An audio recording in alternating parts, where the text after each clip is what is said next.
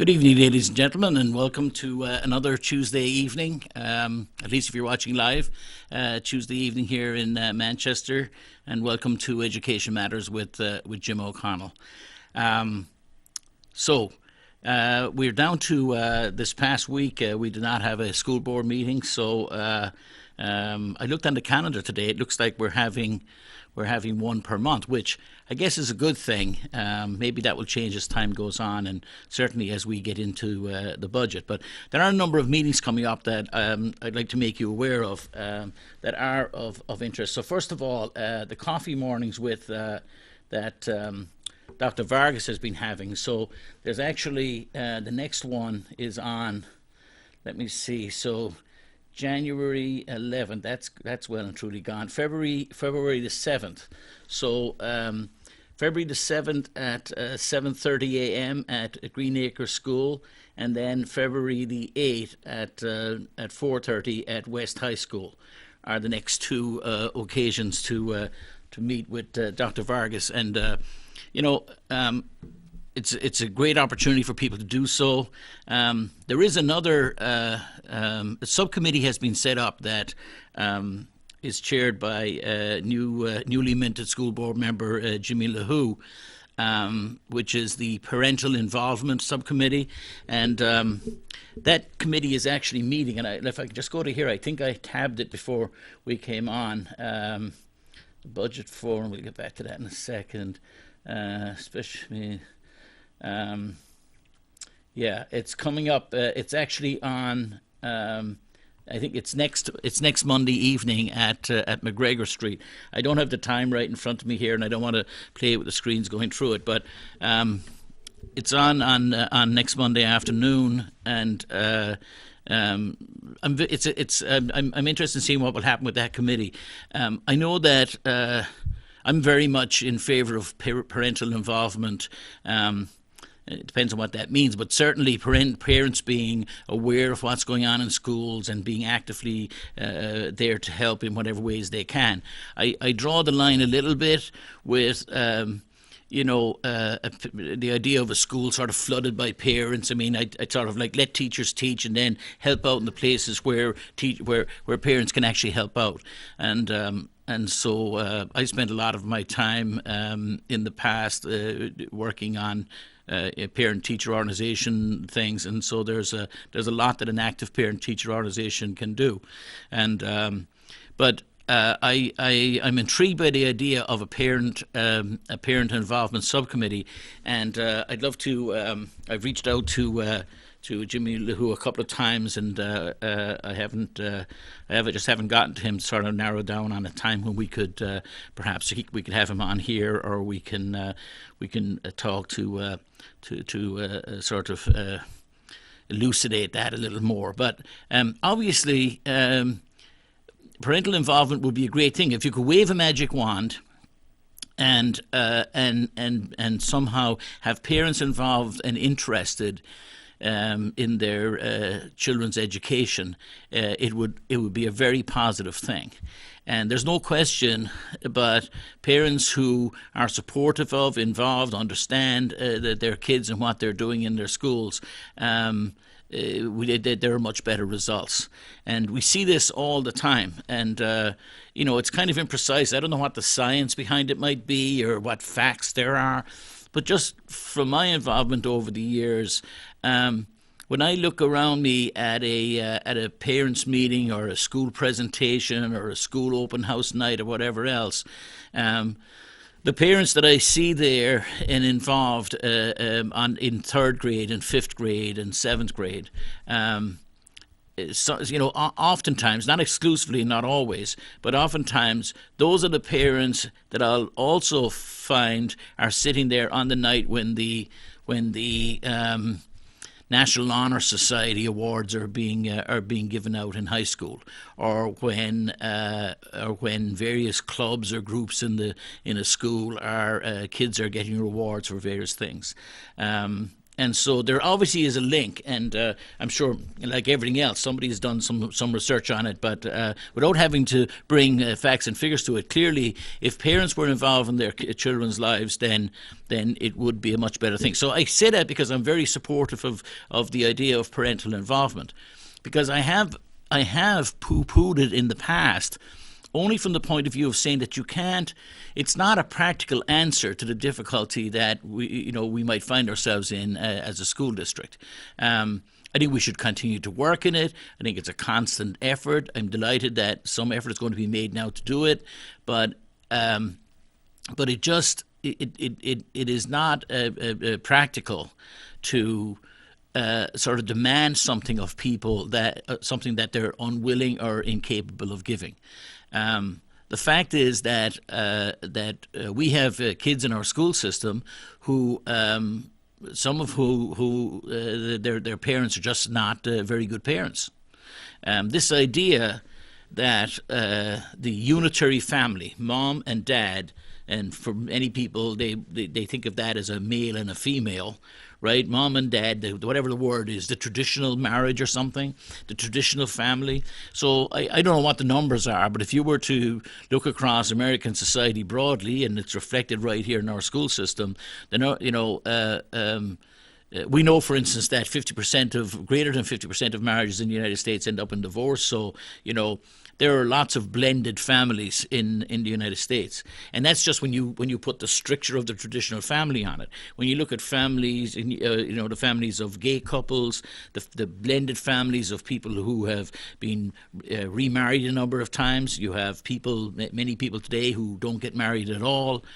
So the kids live this often complicated life that isn't easily described by a picture of four people, two adults and two children sort of image of a family. It applies to fewer and fewer. And we can regret that or not, whatever it might be, whatever your feelings are on that. But in the end, that's the reality that the schools have to deal with. And I remember talking to somebody who often expresses opinions about items in the schools in Manchester, and is often on the blogosphere or on social media, and I don't doubt at all a very well-intentioned man. But he and I went back and forth a couple of times on this topic of parental involvement, just because, we're talking about the schools need, resource officers. The schools need, in that case, it was often smaller class sizes and et cetera. The school needs health teachers, whatever the need might be. And the answer would often work its way around eventually to, parents we need parental involvement. And I, in a moment of, I'm not trying to be harsh or anything, but I just said to this gentleman one day, on an online conversation, I said, well, let's make you the president of parental involvement efforts, and then the rest of us are going to have to try and work out what we're going to do with that which we actually have. And oftentimes when you do stuff on social media, it comes across as kind of harsh. If you're sitting in the room with somebody and you put a smile with it, then they know you're not being a totally nasty person. But so the parental involvement meeting subcommittee is meeting next on Monday, and today is the 30th, so Tuesday the 30th, so it must be the 5th or something. Monday. Let me see if we can get a sensible date on here for you. If I stop clicking so much, so so Monday, February 5th, and it's on at Granite Street, which is the where the school district is based. The school administration is based, not at City Hall. But I think it'd be an interesting. I wish Jimmy LaHoo well with it. Let's see what becomes of it. But if parents want to be involved, that would be a place to be. I do go back to this idea that we have to deal with the reality that we have, and I see kids all the time. You see kids coming to school at its most egregious, at its very worst. You have kids coming to school who are coming from homeless areas. There's a significant number of kids. I forget the number, and I'm ashamed now that I have forgotten it, to be honest, because it's a number that's important to know.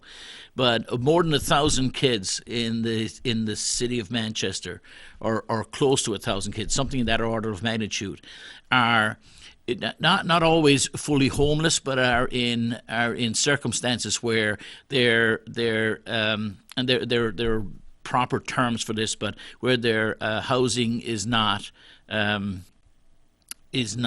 guaranteed. So it may be, so they've moved in with an aunt. The family is living with granny and granddad. The family is living in temporary accommodation. The family is living in, families in transition.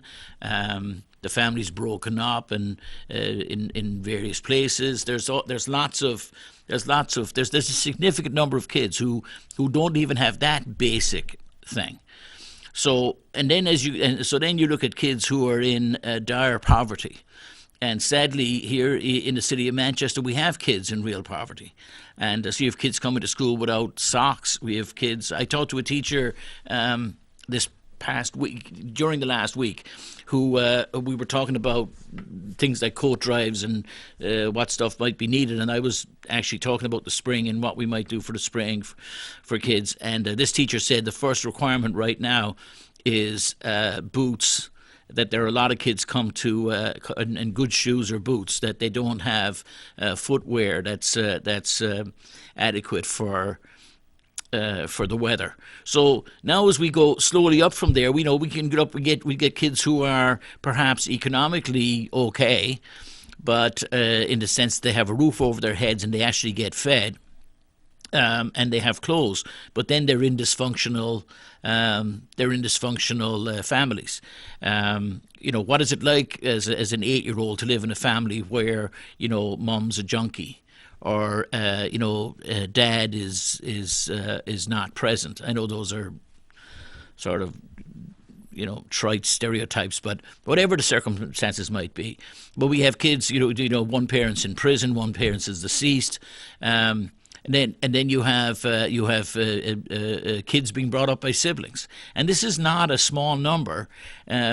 It's a significant number. And then as you go up through, once you get to now what people might call, and I hate to use this word, and so I don't want to come back and bite me in people, because I know what it means, but I'm going to use the word, say, what people might describe. Well, what about the normal kids, right? So whatever that normal is, there's stacks of those too. There are 14,500 kids in our school system. So we have a lot of kids who are in families where they don't have the internet, availability of the internet, or the house is just disruptive, or the living conditions don't lend themselves to studying. And then we have kids whose parents who just don't care. And there's a huge number of those, and they amaze me all the time.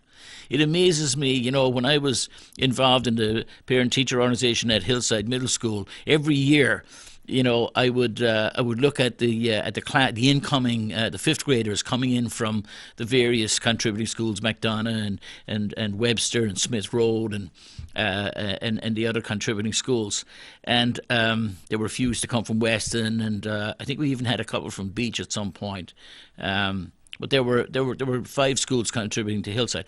But I would see a family, a kid coming in, no kid was coming in, and I'd think, Mr. and Mrs. Jones, right? John and Mary Jones, like what great people they are, This is going to be great because they're going to help out. They're going to be involved. We need all the help we can get. I'm so looking forward to the Joneses coming into school. And the Joneses show up in the school, and Johnny and Mary Jones, the parents, are the nicest people you could meet, and they've got the wherewithal to help. They've got maybe they own a business, maybe they've got very good jobs, they drive nice cars, they've got so they could help, and it appears that they have the time to do it. They just decide that they're not interested, and there's nothing you can do about that. It's not something they're interested in. I've seen dads and moms who are completely devoted to their kids' athletics, and academics don't matter at all. Actually, athletics are academics are a problem. because they get in the way of kids athletics.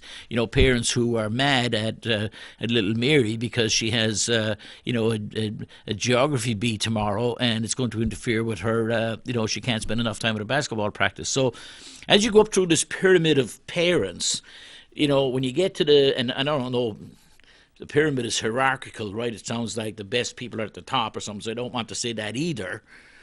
But the number of parents who are actually actively who can and have the capacity to do it and do get involved with their kids is quite small. And I think there's an important, very large group of people that I haven't mentioned, which is parents who do their best, are doing their best, but they're working two jobs, or they're dealing with a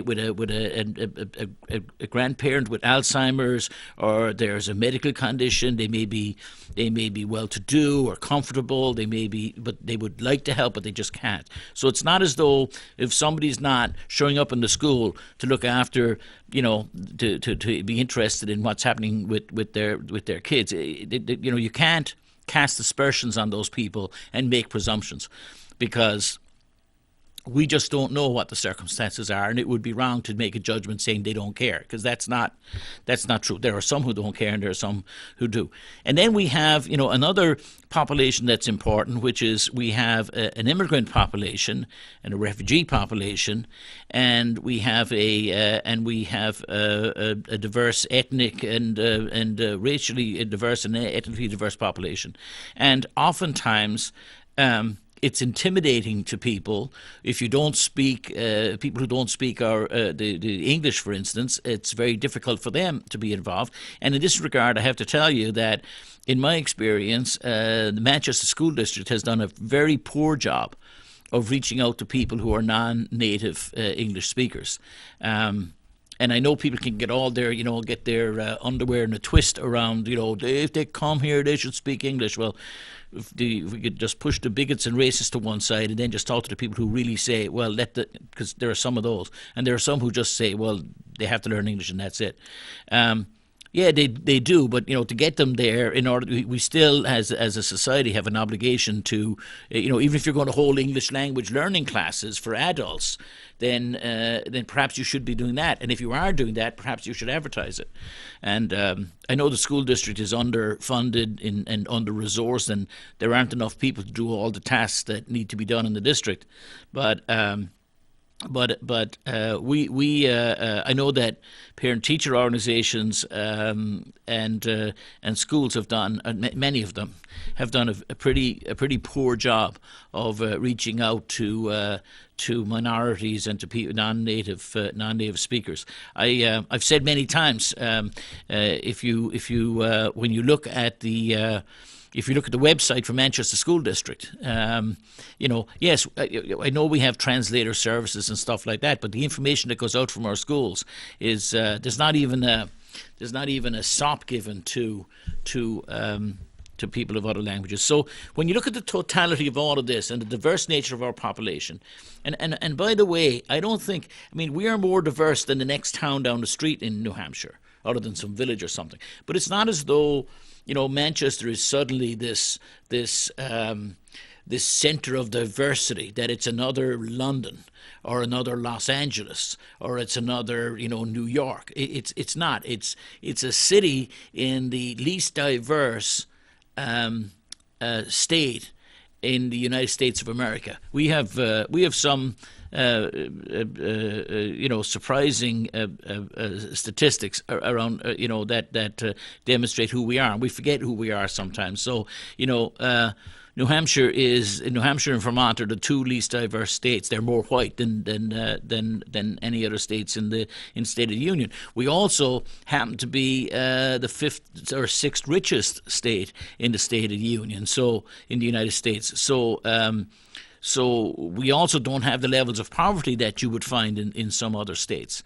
If you look at there are cities that have to deal with real poverty, and it doesn't lessen the poverty for the people at the bottom of the pyramid socially or economically in Manchester. But the problem's not the problem in Manchester is it's not even a microcosm of that which goes on in larger cities elsewhere. It's a pale reflection of it. But compared to sort of middle class New Hampshire, then it looks something different. If we look at the when in terms of poverty, you can go to areas of New Hampshire. You go up into the North Country, for instance, and look at the level of poverty once you go north of Laconia, north of the Lake District, and there's significant poverty there. Not much diversity, but significant poverty. So my point is that the nature of our student body in Manchester, sometimes it's overplayed. That this problem's unsolvable. The schools are trying to do way too much, and this is too complicated, and this is just because Manchester has been flooded with refugees or something, and it just, none of that sort of bears scrutiny. In the end, it's the nature of our society. Our schools reflect our society. Our society is complex, and modern society is complex. I think about, I have a sister who recently retired as a principal, who taught her whole life in a elementary school in Ireland. And back in the day, that was it was originally a Catholic girls' school. And it morphed into a public school, and like in many places, the nuns were no longer there, and now it's a secular public school. But in that school, my sister would lament the fact that kids when she started off her career in the 1970s, you could talk to a kid and say, talk to them in terms of have an expectation that his brother or his sister was actually his brother or his sister. By the time my sister retired last year, this issue of blended families and people married multiple times, siblings who are half brothers, half sisters, or not biologically related at all, etc., all mingled into one family, that was becoming more and more and more reality. So our schools reflect our society, and it's important that we don't try to have some unrealistic view of our schools, and because we can't make informed discussions. So I'm interested. I'm highlighting the issue that Committeeman LaHoo is having this parental involvement meeting, and I have no idea what the parameters of that meeting will be, like that could be anything from volunteers in classes to PTOs to parental sort of input into decision making and all that stuff. I mean, I'm sure he's done a lot more thinking about it in the last few months in preparation for that. But it's to be commended. But I'm just worried that we go down any unrealistic road and create any false expectations about the reality, because in the end, we all want the same thing, believe it or not. Now, so when we come to meetings, there's a meeting. There was a meeting on last night. Let me see if I can find this one now. The district special meeting of the Building and Sites Committee on the 7th. The public forums. This is it. Sorry. So. There was a public forum last night, the 2018 School District Budget Forums. So there was one last night, Monday night, January 29th, and at 6 p.m. at Memorial. But there's another one tomorrow night, Wednesday, January 31st at 6 p.m. at the middle school at Parkside. And this is something that was started last year when Dr. Vargas came to the district, and what he does is he and Karen DeFrancis, the financial officer for the district, they lay out where we are, sort of going into the budget season. So The idea is, Dr. Vargas used the word, we need the collective effort, the collective input of the community in order to solve some of these issues, or to talk about where these solutions might come from. So people are invited, the public's invited to hear a presentation of the financial factors and challenges that must be considered. I know that the union leader did a piece today on this meeting from last night, and there were 20 people who showed up. So the projected budget gap is $2.2 million for next year. So again, this is, as Dr. Vargas has pointed out, these are structural issues. These are not just regular day to day. People can't manage their budget. There are things happening that are sort of beyond the control often of the school district. So. Earlier this month, Dr. Vargas, this is reading from the union leader, Dr. Vargas warned school board members of a projected budget gap for fiscal year. He explained the district is facing a structural budget gap, which he said is significantly different than a one-time or cyclical budget gap. The challenges we are facing are serious. We want to hear suggestions from you. The best way to face the challenge is to use the collective wisdom. So Mr. Francis will lay this out, and if you go to the meeting at Parkside tomorrow night, they'll be asking for your input. She told forum attendees the projected fiscal 17-18 budget gap consists of two parts. An expenditure increases totaling an estimated $1.5 million and a decrease in revenue of $700,000. On the expenditure side, Francis said administrators continue to gather salary data ahead of the budget. As of December 31st, the district had been notified of 35 teacher retirees. Last year it was 27. There are many unknown costs still at this time. You can go online and read this for yourself, so I'm not reading it at you. But the Francis estimates that as the district's special education costs continue to rise, they anticipate needing to increase of $1 million to cover costs next year. And of course, we have a tax cap. And the tax cap is just like a lagging indicator. The tax cap is a lagging, not indicator, but it's lagging in terms of the actual inflation, etc. So the number is set for this year. It's 1.6, I think it was, at 1.6%. For instance, salaries nationally in 2017 rose by 2.5%. Now, salaries rose faster on the coast and in New England than they did in some other parts of the country. So we are above average, but the average salary rose by 2.5%. So much as those people who might be sitting watching this at home are on fixed incomes, and if they're not index based, that's a very small number of people. But we're confined to a full percent less than that for future spending in the city, and things just are more expensive. And besides that, we have the state of New Hampshire continuing to pass down costs to the city of Manchester, and that is it's unconscionable actually. Because the very people who are voting to pass down these costs to the city of Manchester are also the people who want to hold the line on the tax cap, and I consider it duplicitous. In other words, two-faced, chicanery, trickery, and because I'd like I wish they were more forthright about it. So when they wanted I'll give you an example. Up in Concord, in the last couple of weeks, there was a bill proposed that the state of New Hampshire would go back to starting to finance a percentage of the state retirement fund system, and that they should fund it at 15%.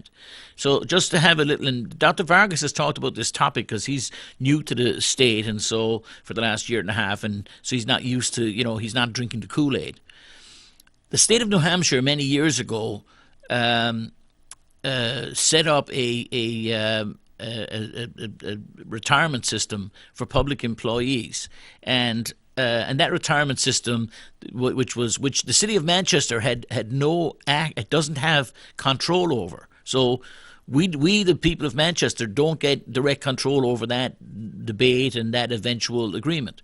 But for many years, the agreement was that the state would pay 35% of the cost of the state retirement system, um, and then a few years ago, the state decided that it would no longer pay, that it would start to lower the amount it was going to pay for the state retirement system. But if they did it at any one time, there would have been a catastrophe in the cities and towns of the state of New Hampshire. So they lowered it over time. So now, if we that the value of it today is about, in this coming year, will be around $5 million or $4.8 million, is what it's costing the city of Manchester alone per year. And $4 million is roughly 80 teachers. $5 million is roughly 100 teachers. What we couldn't do with 100 teachers. So a couple of weeks ago in the state of New Hampshire, a bill was presented that would have had the state pay 15%. So that, almost a third of what they had agreed to originally, but at least something.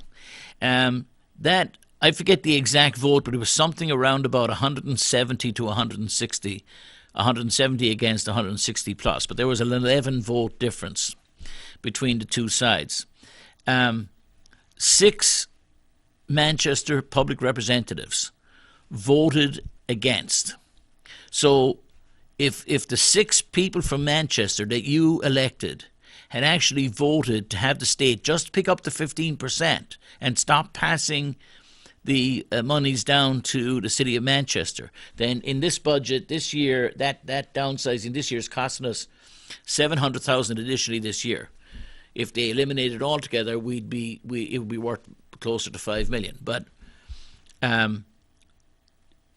we had public representatives in Manchester who said, no, we don't want, we don't agree, we don't want, the state's not going to pay for that, let the cities pay for it.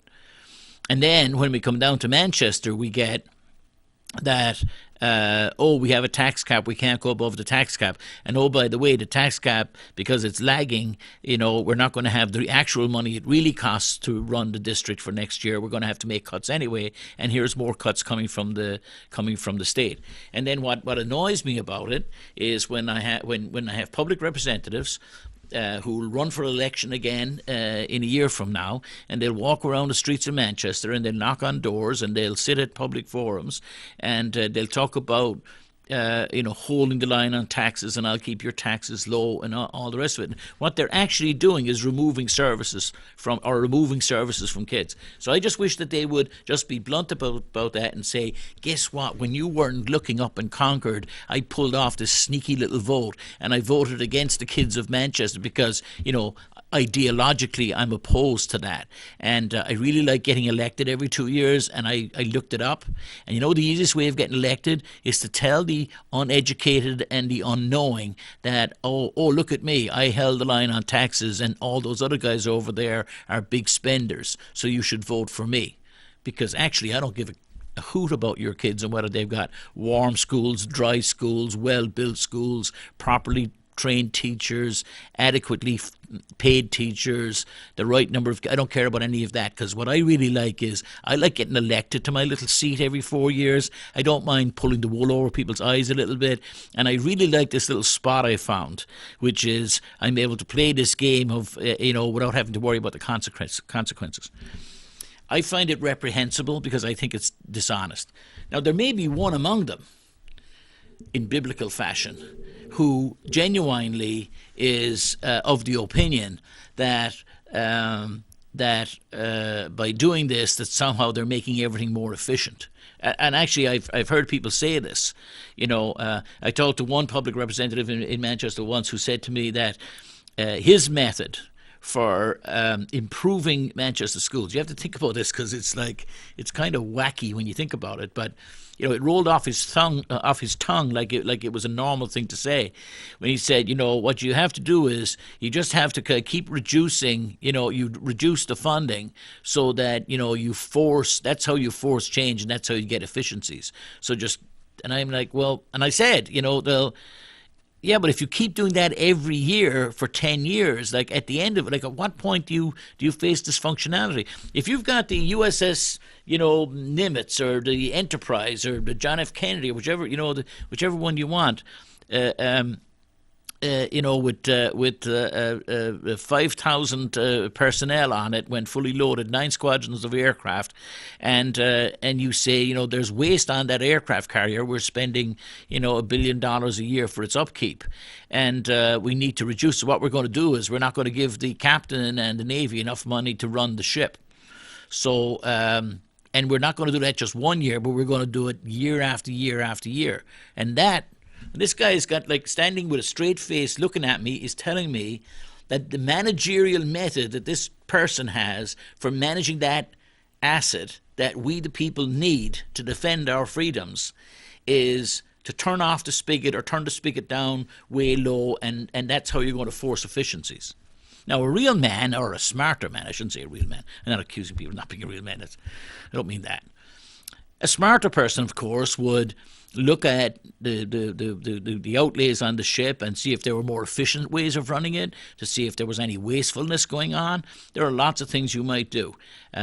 Maybe in the end, what you have to do is you have to redescribe the actual tasks that you're going to ask that ship to do. So maybe you don't send it to the South China Seas for 6 months at a time. Perhaps it only goes there it's only spends 6 months on active duty out of every 24. Whatever it is, I don't know. Get rid of half the squadrons of aircraft. Not replace the Plinch missiles when they're used. Maybe not have any practice drills. I don't know. I don't run an aircraft carrier with 5,000 men on it and women who need to be fed and looked after and have medication and doctors and welfare and all the things that 5,000 human beings need on a tin can out in the ocean far away from friends and family defending the nation. So I don't know what they need, but I got to tell you, a public representative who says the right way to run this aircraft carrier is to stop funding it because that's how we're all going to be much better off, and it's just ludicrous. It's asinine. It's stupid. It's ignorant. So if you're stupid, I know those are pejorative terms, but if you're stupid and you're ignorant and you really believe that that's the way to manage your naval assets, or alternatively that's the way to manage a school system with 14,000 kids in it, then I think you're pretty dumb if that's your belief. If I give you credit for being a little smarter than that, then I also have to condemn you for being a blackguard, for being a dishonest, duplicitous person. Because if you're smart enough to know, if you're not stupid and dumb enough to think that the way you're going to manage the aircraft carrier is to stop spending money on it, if you really want the aircraft carrier to do what it's supposed to do, if you're proud of it, if you like having a great Navy and that's your objective, then you would do something much different. But while you're I love that word blackguard, nice Irish term. While you're a blackguard, a dishonest person, a fraud, is because the truth of the matter is you don't want that aircraft carrier. You'd like to see it a little rusty on the sides because you don't like the Navy very much. Actually, you've never liked the Navy. Actually, at quiet times, when you're asked your opinion, you often comment about how you think the Navy is dysfunctional. And you really like being in the position to actually hold their funds so they can't do what they want to do. The analogy works directly the same for our school system. Your answer is if you're going to shut off the spigot and you won't fund it to what its need is, then you're either stupid with a very silly a method of managing an asset you're put in charge of, or truthfully what you want to do is strip the asset. And that's what I talk about duplicity, because in the end, these people will stand there with, smiles on their faces telling you, the voter, that what they're doing is that they're conserving your money and that their job is to, to make government lean and to run things as efficiently as possible. But they'll do anything but run it efficiently. They will never run it efficiently. What they will do is they'll run it inefficiently, refuse to fund it properly, so it never has the wherewithal to do what it wants to do. And there are lots of examples of this. That these people don't believe in, like they don't believe in having a mortgage, right, to buy a house. So they're always going to live in rented accommodation and pay somebody else, the most expensive way to pay, because they're never going to have the school system go out and purchase the things that it might purchase. They're taking the same policies. They're never going to borrow and they're never going to invest in the future. The boiler in their apartment isn't very efficient and the windows aren't double glazed, so they leave out a lot of heat. They're never going to pay for those either because they're too cheap to do that. So what they have is an inefficient way of living, and their just whole policy, the whole idea, just breaks down. Now, while I'm on that topic, I want to revisit at the end of last week's show. I was talking about an event, a statement that happened at the preceding school board meeting, and it's an interesting topic that I hope to have some people on here to discuss in the future, because it has to do with the idea of what is somebody's fiduciary obligation to a school board or to a board that they run for. And it came from a conversation that happened between Ross Terrio, who talked about the fact that he felt that it had to do with Senate Bill 193, the voucher bill in Concord. And Ross Terrio said that whatever his opinions about the spending taxpayers' money on private and religious schools was that because he was a member of this school board, the Manchester Board of School Committee, that he felt that his moral and ethical and fiduciary obligation was that he should vote in the interests of the public schools in Manchester. And clearly what was in the interest of the public schools of Manchester was that some of the money that would be coming to those schools would not be taken and given to private schools and homeschoolers and to religious schools with no government oversight and no Department of Education oversight, just give the money away when we had schools already requiring money. And so that was Ross Terrier's very quick comment about that, and said that he was going to vote in favour of sending a letter to the state to express Manchester's school board's displeasure or request that the state not pass this bill. And then sitting next to him was school board member at large Rich Gerard, and Mrs. Gerard said that he didn't agree that he had a fiduciary obligation to the school board. And I want to push aside the sort of personalities here, because especially with regard to Alderman Gerard and I keep calling him on, I'm sorry, school board member at large, Mr. Gerard and I haven't always agreed, or have often disagreed. So I want to push to one side the it doesn't matter who this is not personal. It's just about the view. It opens up insight into some board members and how they think as they're making votes. And I found it terribly disturbing, actually, that a school board member didn't feel that their primary obligation, in this case, let's call it the fiduciary obligation, was to the public schools of Manchester. Mr. Gerard said that he felt that as an elected public representative in Manchester, that he represented and I don't want to put words in his mouth, but I took it to mean, and you can go back and look at this, but I represent the taxpayers and the people of Manchester, a more broad spectrum of people than the public schools. Certainly all the children of Manchester, whatever schools they were in, public, private, homeschooled and everything else, and the taxpayers more broadly. And that's where the difference comes in, because it struck me as wrong. So my opinion is that when you run for a board for something, that you implied in accepting a position on the board of that body is that you would have a fiduciary, in other words, a legal and ethical and moral obligation to do what is right by that particular body. If you accept, if you're a trustee for an organisation. It doesn't matter. When you're a trustee if you were a trustee for the Courier Gallery, and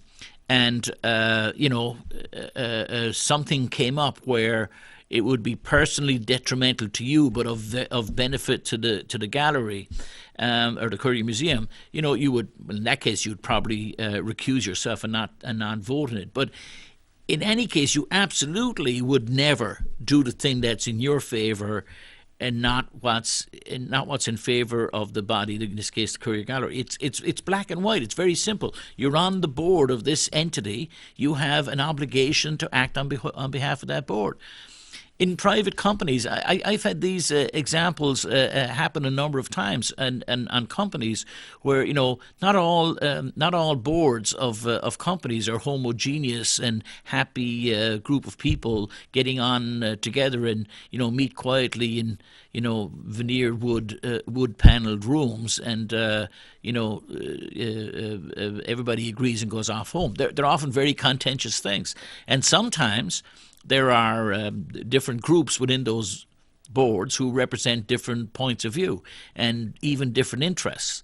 And sometimes, as a chairman of a board, you have to call people to task and point out that their first obligation is to the shareholders of that particular company, regardless of their obligations through family or friends or relationships or historical friendships or whatever it might be. Their first obligation and their only obligation is to the shareholders of the company. And I've pointed out to people in company at board meetings that if they continued and they took the action they were proposing to take, that they were putting themselves at risk of legal action, because clearly they were operating, if not in their own interests, which may or may not have been the case, but they were acting against the interests of the shareholders of the company.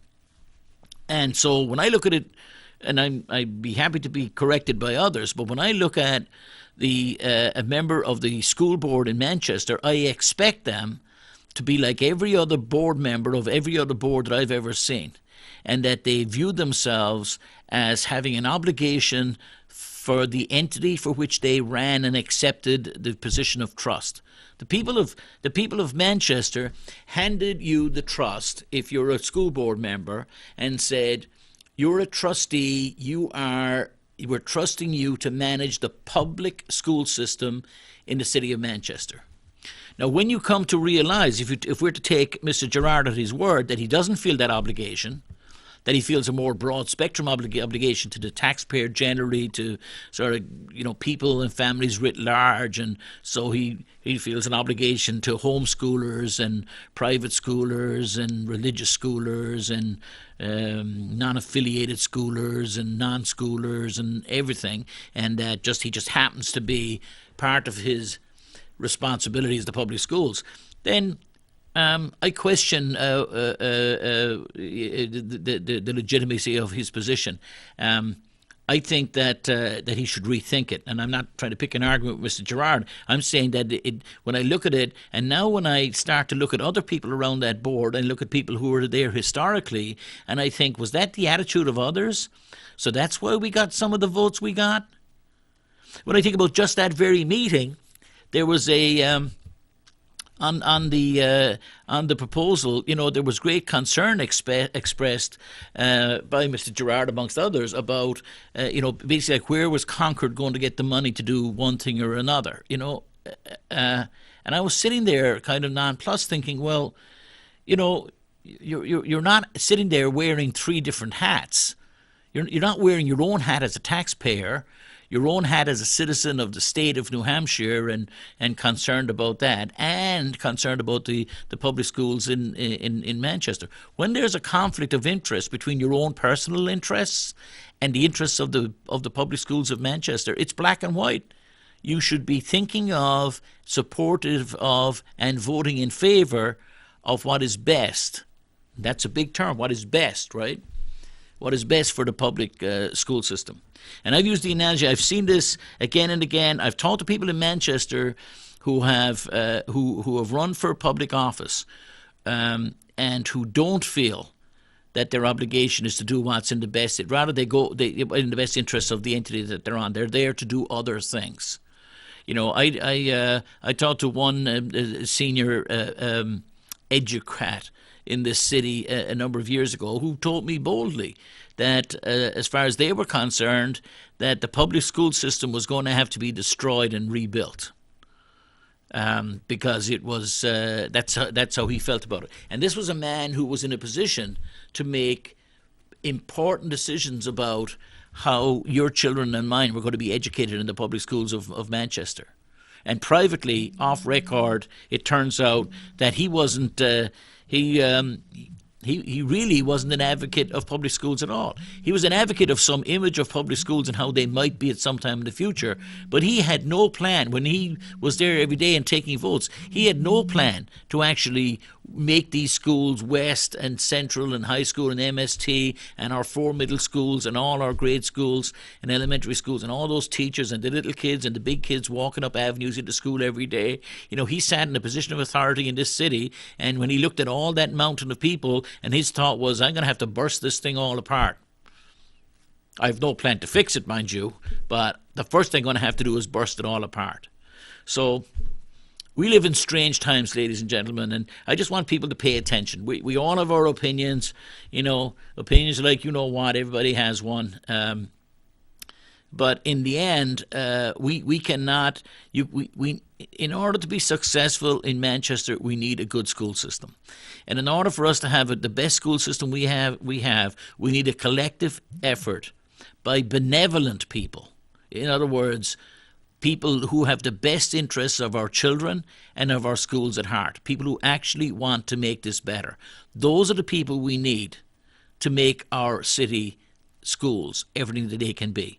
And it should be no surprise at all to us then if we're not able to reach agreement and consensus on how to move forward when some of the people sitting around the table don't see it as their obligation to do what's in the best interests of the public schools. They've got their eyes on some other prizes at the same time. I'm not accusing anybody of anything. I'm not saying that that just because of that they're going to be wrong on every vote they ever took. I'm saying that if you're not clear as to where your obligation is, then it's going to be very hard to make what are sometimes difficult decisions on behalf of the taxpayers. Now, I would note that. Committeeman Freeman, Elise Freeman, voted on that topic, and when she was in Concord, she voted against. She voted for School Bill 93, which or Senate Bill 93, which would have a detrimental effect on the city of Manchester. But at least in her case, at that point she was a public representative elected to represent the on a statewide level. So I don't like the vote that she took. I don't agree with the vote that she took. I'd love to spend time and talk to her about it.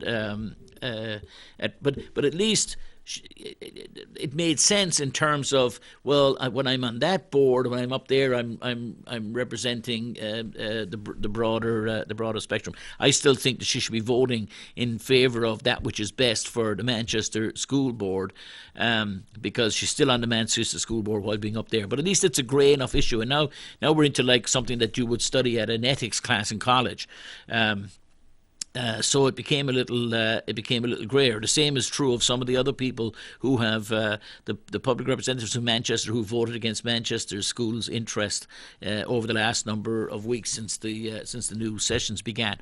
But ultimately, I know that Alderman Craig, Mayor Craig, is working to get together the delegation of public representatives at the state level from the city of Manchester to make it clear that just where have some consensus, or at least some exchange of thoughts, etc. Because it is galling to me to look at Concord and see public representatives who were elected from the city of Manchester taking votes that are actually going to cost Manchester City taxpayers money.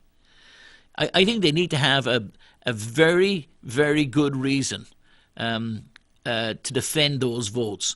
That if you represent the city of Manchester and either money is allocated to come to the city of Manchester and you vote against it coming, or money is proposed to be taken away from the city of Manchester and you propose that the state should take it, why would you do that when it's going to affect your own constituents and lessen their services or increase their tax burden. I think it's. I'm not saying it should never happen, because I think it's important that people be free to do what they think is right. But we have too much in this city of public representatives hiding behind a veil or not up in Concord and taking votes that ultimately cost us money here in Manchester. And then the very same people, all of the people that I know of in that bracket, I think of Barbara Shaw and her ridiculous vote. I not to be unkind to Barbara, but I've asked Alderman Shaw to call me back. I've left her emails and phone messages. There's no answer back. I don't know whether she just doesn't want to explain her vote or not, but she was the one person on the Education Committee whose one vote caused this bill that will cause all kinds of problems to the city of Manchester. She was the vote that allowed that bill to pass. Otherwise, it would have been on party lines, and she crossed the floor in order to do that. And now I haven't heard back from her. It's been weeks, and Barbara, I'm not. There's no reason to be afraid of me. You could come on, or not even come on. We can have a private conversation. But in the end, I think people should be held to account for voting against the interests of the city that they represent. It's time that people got serious about this, looked at what their public representatives are doing up in Concord, and insist on these people who want to hide behind this false flag of, I'm holding the line on your taxes, when what they're really doing is adding to your costs or stripping away your assets. The I didn't realize that excuses and etc. The time for those are over. So I would ask people to pay attention. The budget session is coming up. There is a meeting tomorrow night at Parkside on the budget gap that will just be there to at least explain and talk about it. We have next Monday night Jimmy LaHoo's committee on parental involvement. It will be at Granite Street. Would be of interest to people. And other than that, things go on and on and on. I wish you all that you all have a great week. I thank you for spending some time here at Education Matters, and I look forward to seeing you all again next week. All the best now. Bye-bye.